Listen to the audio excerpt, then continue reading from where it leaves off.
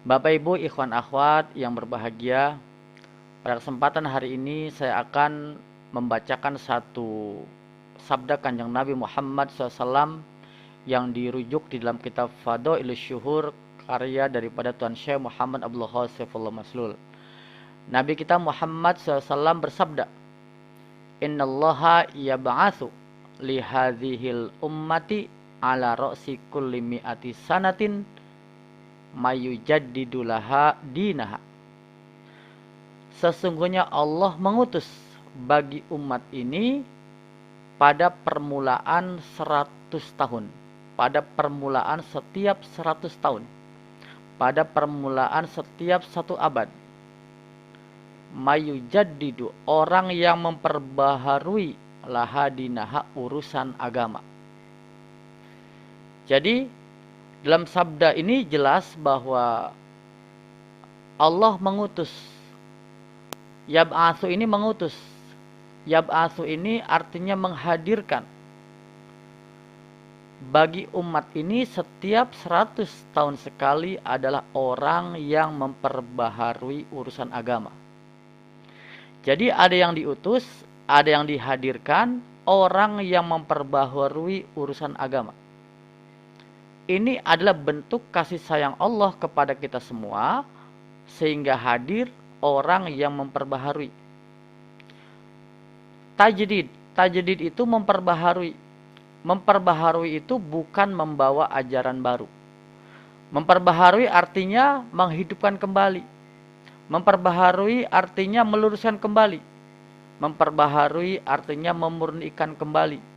Membuka kembali semangat untuk beragama secara benar. Itu namanya memperbaharui.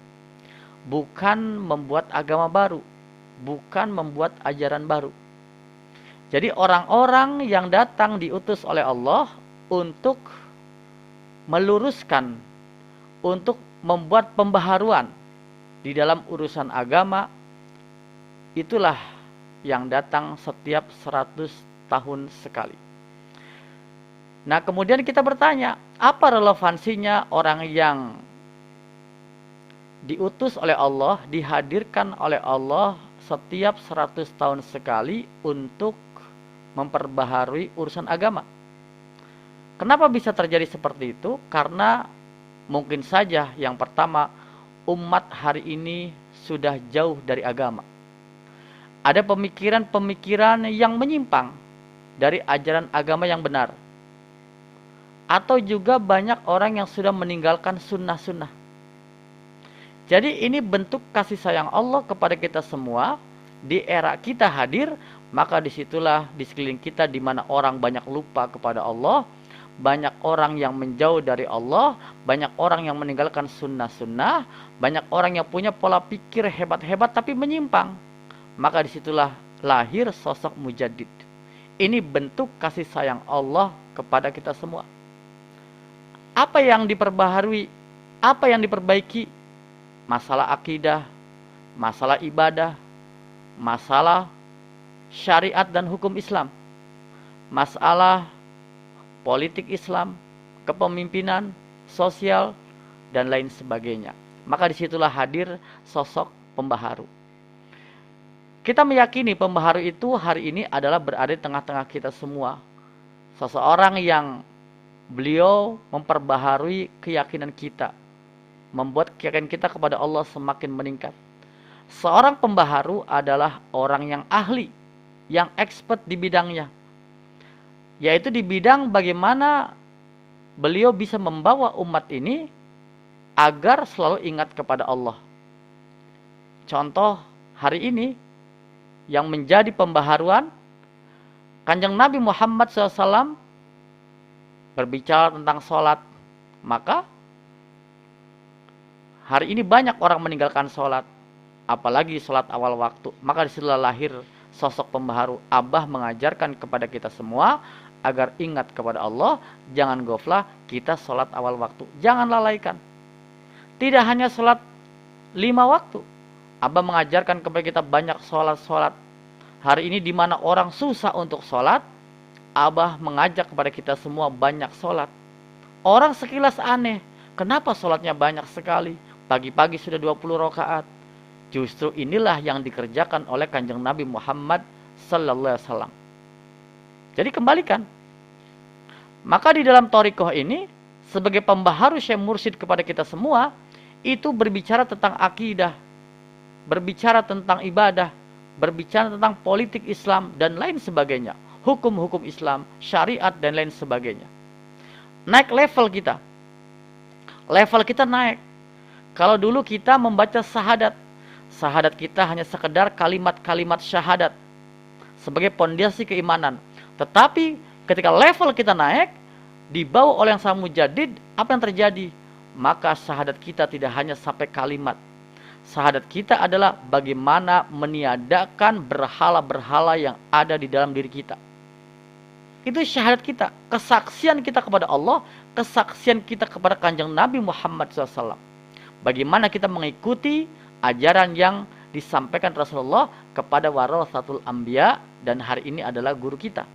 Nah, jadi naik pola berpikir kita, naik level kita gitu. Syahadat kita naik level. Di dalam sholat kita tidak hanya gerakan-gerakan kita, takbir, ruku, sujud. Maka kata Abah, sholat kita ini hanya sampai sajadah, tidak sampai kepada Allah, kecuali orang-orang yang sudah talqin zikir. Jadi sholat kita hanya sampai sajadah, Allahu Akbar, sami Allahu liman hamidah, seterusnya sampai sajadah, tidak sampai kepada Allah. Kenapa? Karena sholat kita levelnya level biasa saja, level rendah, level pertama. Kita naik level selanjutnya apa? Sholat kita adalah mi'rajul mu'minin. Kita terbang kepada Allah. Mi'rajnya orang-orang mukmin, yaitu apa? Hati kita bersama Allah. Itu sholat kita naik level. Kita diperbaharui oleh Sang Mujaddid gitu. Cara sholat kita, cara puasa kita, tidak hanya kita menahan bagaimana makan dan minum. Puasa kita, zakat kita tidak hanya bagaimana kita melebihkan, bagaimana kita membersihkan harta kita, tetapi lebih jauh di dalamnya adalah bagaimana kita menjaga keinginan kita yang berlebihan kepada dunia. Ini level kita menjadi naik. Belum lagi kita bicara ibadah umroh, ibadah haji, baca Quran, menolong orang lain, dan banyak semua amalia ibadah itu diperbaharui oleh Sang Mujaddid. Nah, jadi kita bersyukur gitu ya. Kita yang hari ini dianggap aneh. Padahal sebenarnya yang aneh itu adalah orang yang tidak sholat awal waktu, orang yang tidak banyak zikir, itu orang aneh. Tapi dibalik oleh realitas, seolah-olah orang yang banyak zikir, seolah-olah orang yang banyak ibadahnya dianggap aneh. Nah, ini kan luar biasa. Maka Sang Mujaddid dihadirkan oleh Allah, bentuk kasih sayang kepada kita semua. Sehingga ada saya membaca, melihat, dan orang mengatakan bahwa Abah Aws ini membawa ajaran baru, tidak seperti yang diajarkan Abah Anom, tidak yang seperti diajarkan oleh Abah Sepuh. Ada yang seperti itu mengatakan. Padahal kalau kita melihat daripada hadis ini, beliau itu tidak membawa ajaran baru. Sejak dulu ajarannya, kalimatnya adalah zikir. Kalimat zikirnya la ilaha illallah. Zikir yang kedua, nama Allah, ismu zikrillah yang disebutkan dalam kolbu kita, dalam hati kita, dalam ruhani kita.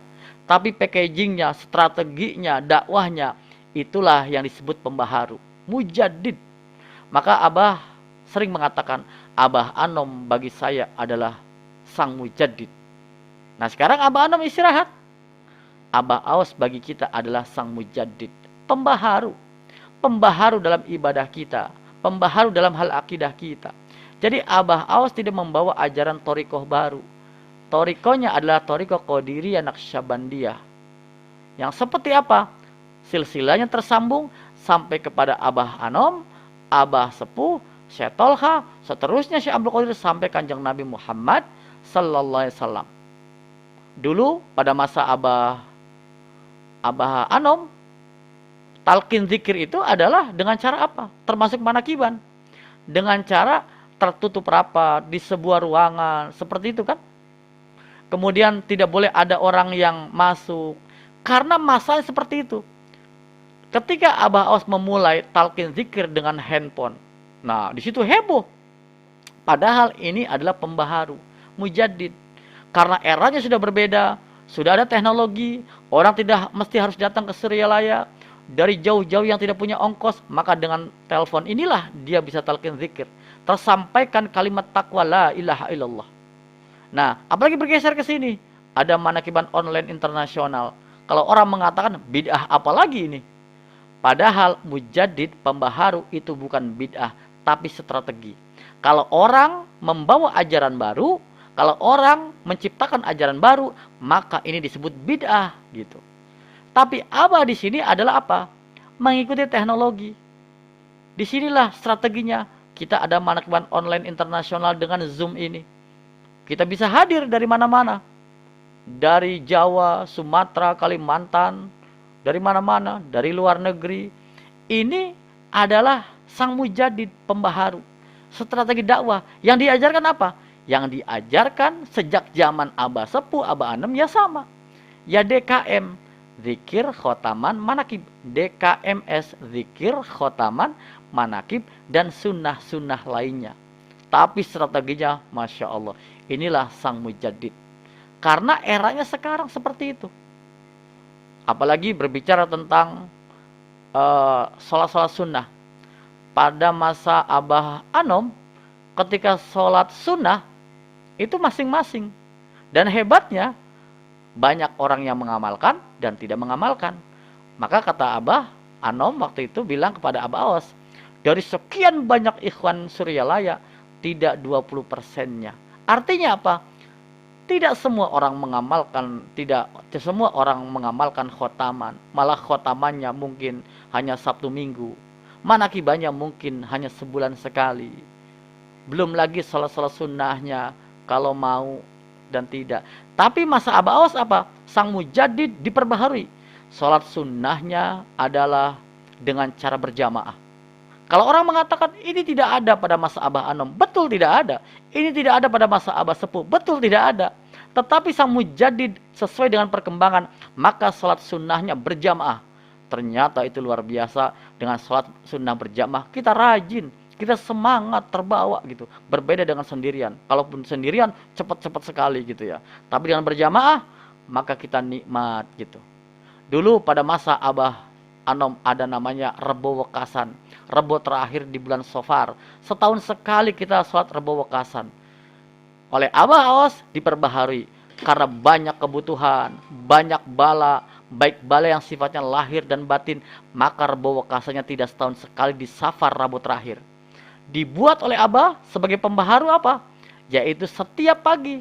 Apa gantinya? Sholat isti'anah gitu. Sholat isti'anah setiap pagi, inilah Rebo Wekasannya bagi era sekarang murid-murid Thariqah Qadiriyah Syabani Ma'had Suryalaya.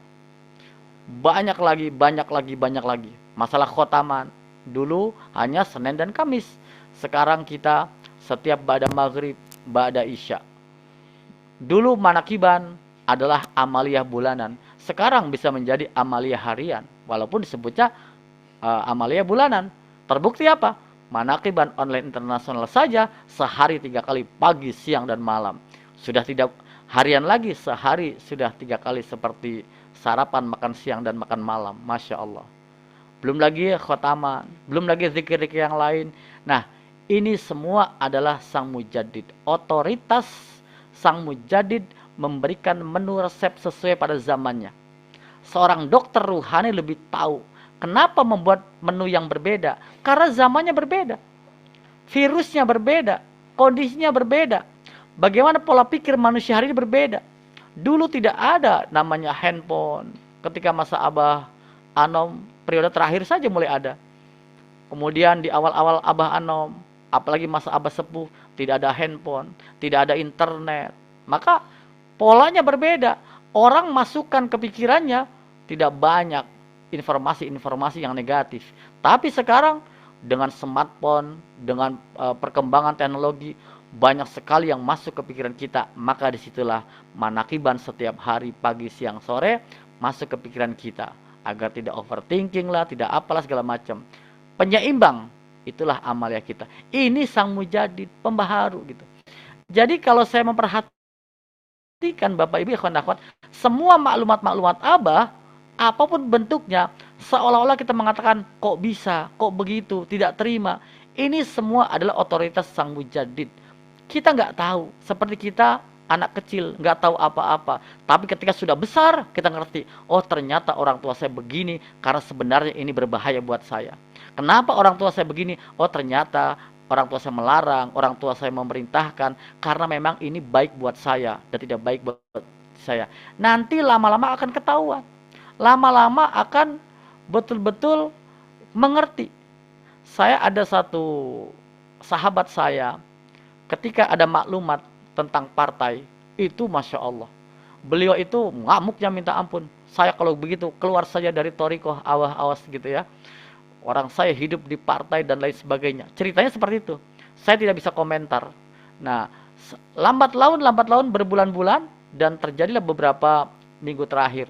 Dia telepon saya, dia katakan, Mas Subhan terima kasih. Masya Allah, untung ada maklumat dari Abah katanya. Kenapa? Saya sudah keluar dari partai 3 bulan yang lalu. Apa yang terjadi? Kalaupun saya masih di partai, mungkin saya masuk dalam jaringan itu dan saya berada sekarang di tempat kena hukum dan sebagainya.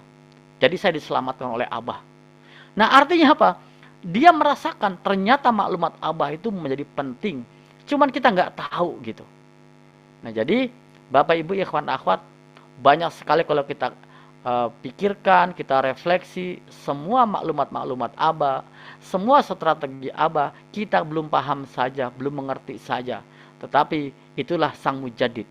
Sang mujadid lahir 100 tahun sekali dihadirkan oleh Allah, bukan untuk membawa ajaran baru, bukan untuk membuat thariqah baru seperti Abah Awas, tetapi bagaimana sang mujadid memperbaharui urusan-urusan agama, memperbaharui urusan-urusan thariqah. Orang-orang yang sudah lari menyimpang pola pikir yang berubah tentang thariqah, maka situ sang mujadid lahir. Orang yang berbicara tentang keilmuan thariqah banyak. Orang yang berbicara tentang keilmuan zikir banyak. Orang yang mengerti tentang ilmu tasawuf banyak Bapak Ibu. Orang yang mengerti tentang la ilaha illallah, dalilnya segala macam yang ngerti banyak yaitu. Tetapi persoalannya adalah sedikit sekali orang yang merasakan nikmatnya la ilaha illallah. Abah Awas sering mengatakan, kalau la ilaha illallah ditulis di sebuah tembok, la ilaha illallah, yang beruntung adalah tembok. Kenapa? Karena tembok yang distempel, yang diprogram oleh la ilaha illallah gitu. Tetapi bagi orang yang tidak distempel, tidak merasakan la ilaha illallah, mungkin dia mengerti dasar hadisnya bahwa afdalu ma qultu ana wan nabiyuna min qabli la ilaha illallah, yang diucapkan oleh nabi dan sebelum aku adalah la ilallah. La ilallah bentengku, siapa yang masuk ke bentengku maka aman. Afdalu zikri, kalimat yang paling utama zikir adalah kalimat la ilallah. Semua orang tahu, tetapi persoalannya adalah dia melakukan atau tidak, mengamalkan atau tidak. Seperti kita ada air, kita berbicara air ini bagus, bergizi, luar biasa, tapi belum pernah meminum air. Nah, thariqah ini adalah mengamalkan. Maka Abah apa kalimatnya? 3, yaitu kita amalkan, amankan, lestarikan. Tidak rekomendasi kita melestarikan thariqah ini, tapi kita sendiri tidak mengamalkan, tidak mengamankan. Maka Abah apa bilang?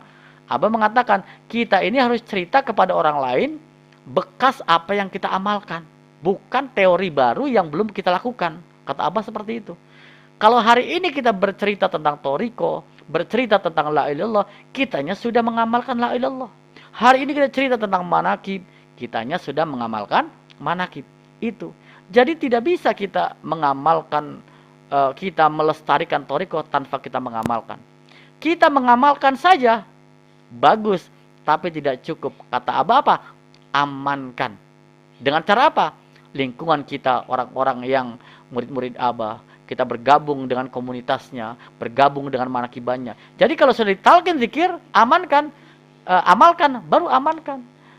Jadi Bapak Ibu ikhwan akhwat, jangan sampai kita sudah talkin zikir, kemudian kita sudahlah amalkan di rumah saja sendirian, tanpa kita ikut bergabung manakib. Nanti lama-lama kena pengaruh virus, netizen, akhirnya kita apa? Kita pun mulai menjauh. Maka kita amalkan, setelah amalkan, amankan. pergaulan kita, lingkungan kita dengan sama ikhwan. Kita diskusi, dekati para pengamal-pengamal, datang sohbah ke Syekh Mursyid di Sinarasa dan seterusnya. Kemudian kita berusaha untuk melestarikan dengan cara kita mengajak, dengan cara kita berdakwah. Inilah dalam rangka kita mengamankan, melestarikan thariqah Qadinah Syabaniyah Marsriyah ya.